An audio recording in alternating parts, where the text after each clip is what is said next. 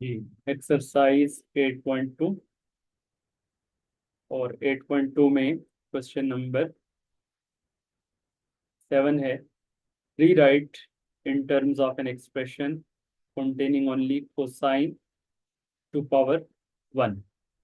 आपने इनको इस फॉर्म में लिखना है कि जो आंसर है आपका कोसाइन्स टू पावर 1।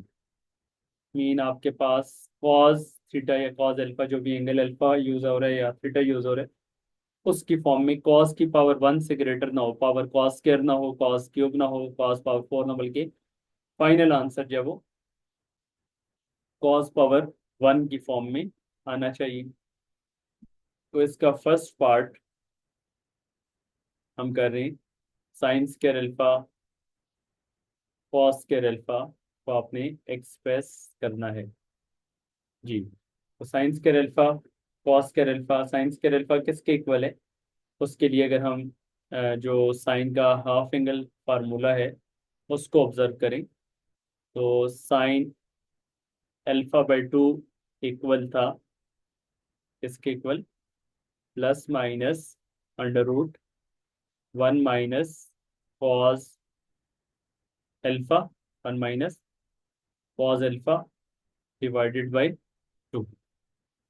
और अब अगर हम साइन अल्फा/2 से साइन अल्फा की वैल्यू फाइंड करना चाहें तो एंगल को डबल कर देंगे। अभी हमने पढ़ा कि फिर जब एंगल को डबल करते हैं, एंगल में जो भी चेंज लाते हैं, पूरी इक्वेशन में जहाँ जहाँ पे एंगल होता है उसको तब्दील करना होता है। तो अल्फा/2 का डबल अल्फा आ गया, तो यहाँ पे अल्फा का डबल अंडर रूट के अंदर 2 अल्फा हो जाएगा।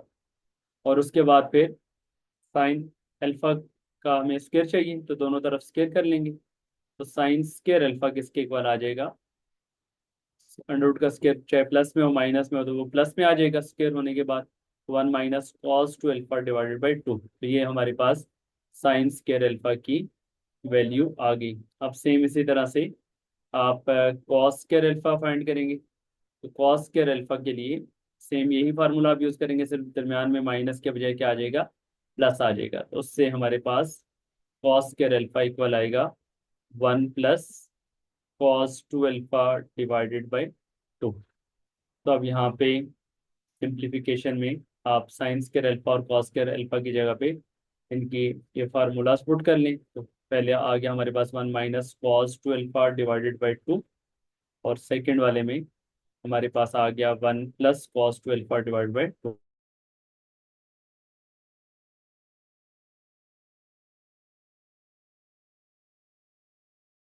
अब यहाँ पे आइडेंटिटी अप्लाई कर लें, ए प्लस बी इंटू ए माइनस बी।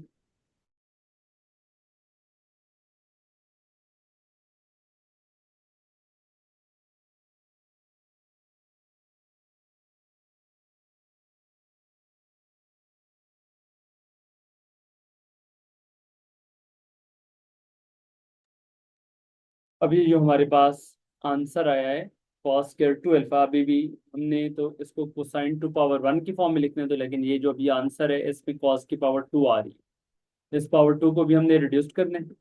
तो रिड्यूस्ड करने के लिए अगर हमारे पास ये जो फार्मूला है कॉस स्क्वायर अल्फा, ये अगर इसके इक्वल आ रहा है 1 plus cos two alpha divide by 2, तो इस फार्मूला में अगर एंगल को मजीद हम डबल कर दें, तो मजीद डबल करने पर हमारे पास कॉस स्क्वायर टू अल्फा का आंसर आ जाएगा। तो वो क्या बनेगा? 1 प्लस कॉस टू अल्फा के बजाय इट विल बी 4 अल्फा, तो 1 plus cos 4 alpha divide by 2।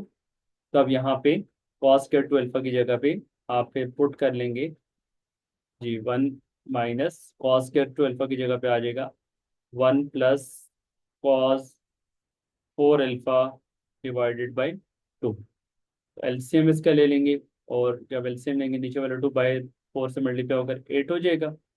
और यहाँ पे आ जाएगा 2 माइनस 1 माइनस कॉस 4 अल्फा।